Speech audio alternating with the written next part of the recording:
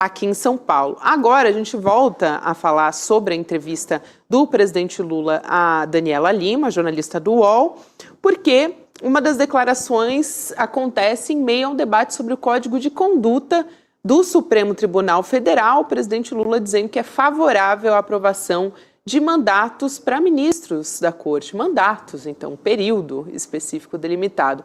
Vamos assistir essa fala e a gente já traz o nosso convidado também para conversar com a gente. Vamos nessa.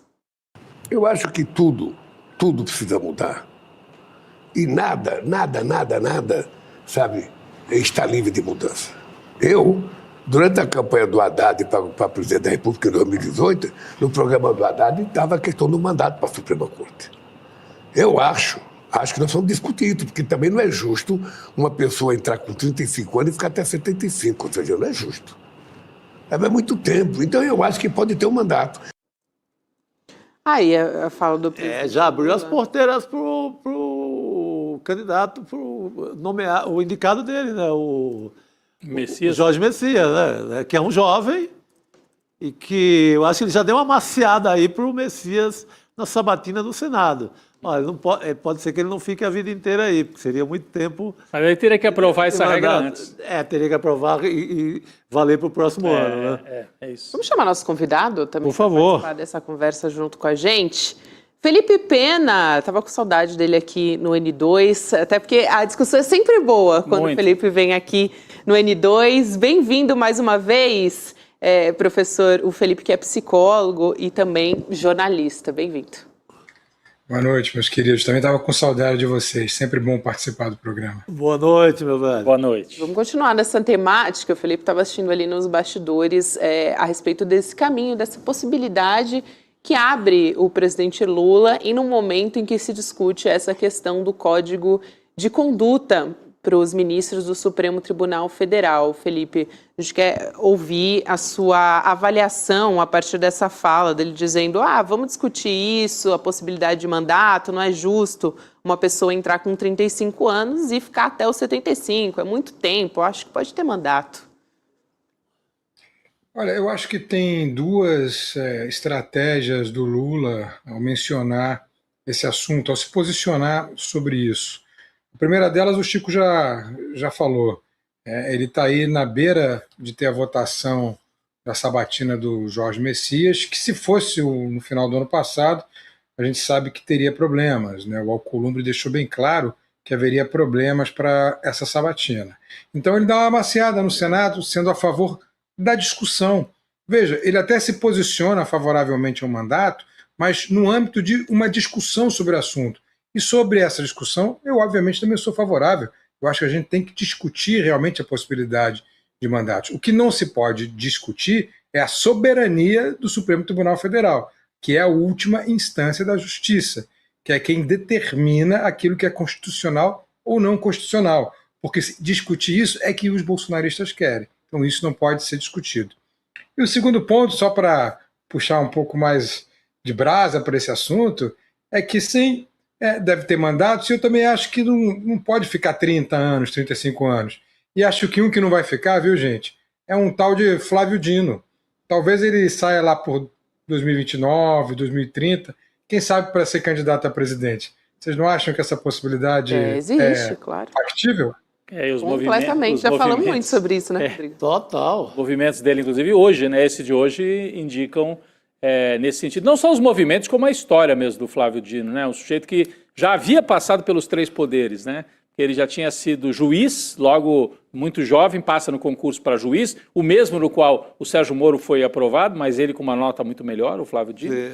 Depois ele é deputado, então judiciário, legislativo e poder executivo, como governador e como ministro da Justiça. Passou por tudo. Passou pelos três poderes, tem formação política, formação jurídica, bom humor e capacidade de comunicação, o que não é tão comum, todas essas qualidades juntas. Eu não sei se o Felipe concorda com isso, mas eu já tive algumas vezes pessoalmente com o Flávio Dino, assim, e é impressionante como ele domina, domina assim, a maneira de dizer, como um professor bom domina uma sala de aula. Então, ele sabe lidar com o público, tanto públicos pequenos como públicos enormes, né? Então são muitas as qualidades do Flávio Dino, além da coragem, da capacidade de, né, se posicionar de maneira correta na hora adequada. É excelente em qualquer embate ali, qualquer peleja oral, em qualquer disputa, num debate seria...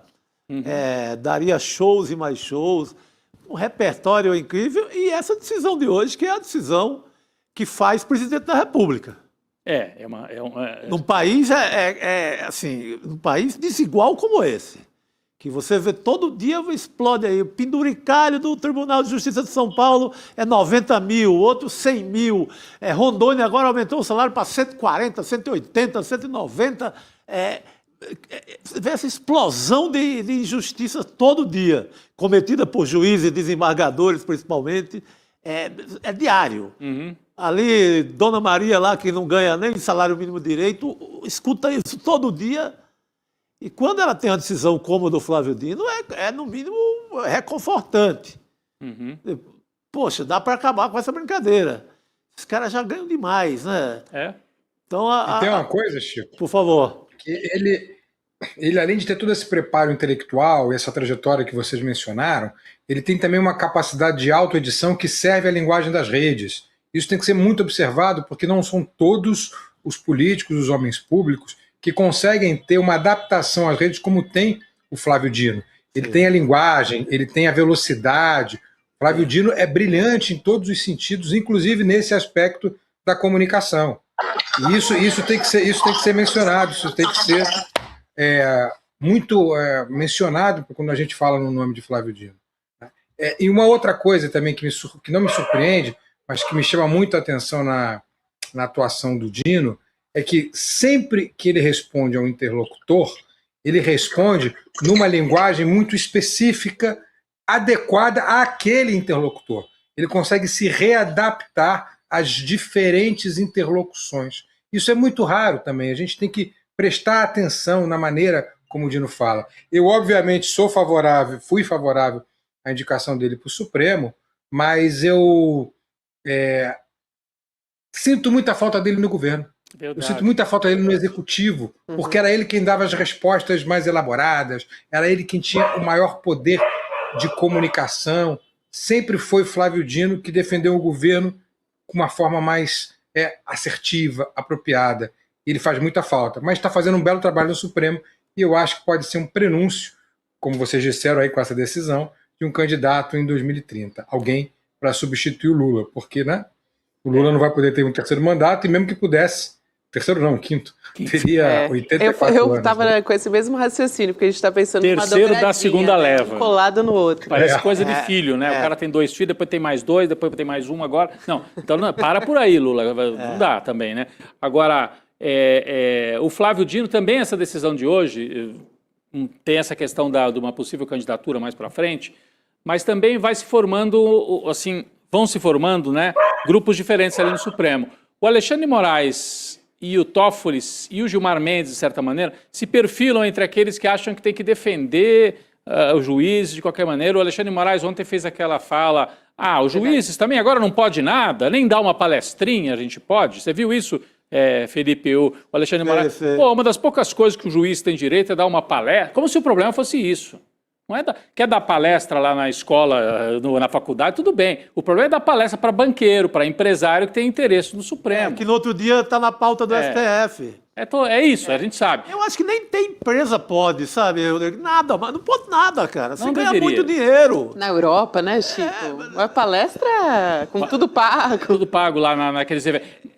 O cara é muito bem remunerado, ele tem que só aquilo, pensar só naquilo. Ele tem que abrir mão, inclusive, de ações que ele tiver na empresa, porque no outro dia, ainda mais nesse capitalismo de ações que uma empresa é dona da outra, que faz fusão com a outra, no outro dia você vai estar um caso na sua mesa que é daquela empresa. O público, às vezes, nem sabe que aquela empresa pertence a outra. É verdade. Mas as ações estão lá na mão dele. Não pode, cara. Não poderia. Mas eu ia dizer que, com a decisão de hoje do Flávio Dino, ele se coloca na mesma turma do Fachin, que está querendo aprovar esse código de ética, Carmen Lúcia, que é a relatora do código de ética, e o Dino. Parece que tem uma bancada aí de 3 nomes fortes querendo encarar esse debate. Pode tudo no Supremo? Em nome de que o Supremo cumpriu um papel importante na defesa da democracia e cumpriu mesmo, e o Alexandre de Moraes cumpriu mesmo. É. Então você tem esses 3 e, de outro lado, 3 mas assim, o Toffoli, que está todo enrolado aí, tem que se explicar. O Alexandre de Moraes também tem coisas para explicar, inclusive o contrato lá do escritório da esposa com o Master, e o Gilmar Mendes, que gosta de fazer eventos em Portugal, convidando políticos, empresários e tal. Então, tem duas bancadas aí que eu acho que vão se organizando no Supremo com características um pouco diferentes, só para a gente observar também, né, Gabi? Isso, acho que A gente tem Vai que lá, ver Felipe. quem são sempre os convidados do Gilmar para aquelas palestras, né? E aí Isso. a gente vai ter uma dimensão de como essas bancadas se dividem. Deixa eu pedir desculpas pelos latidos, isso aqui é o meu cachorro Leonel, que é uma homenagem a um bem-vindo certo aqui. A um certo político Leonel. do Rio Grande do Sul. O engenheiro. O N2, Ao não o engenheiro. N2, né? O ICL, ele é amigo dos animais. Aqui pode passar o gato na frente da câmera, o cachorro pode... E é amigo do Leonel também. Do Leonel e do Darcy Ribeiro. Amigo histórico do Leonel. É verdade.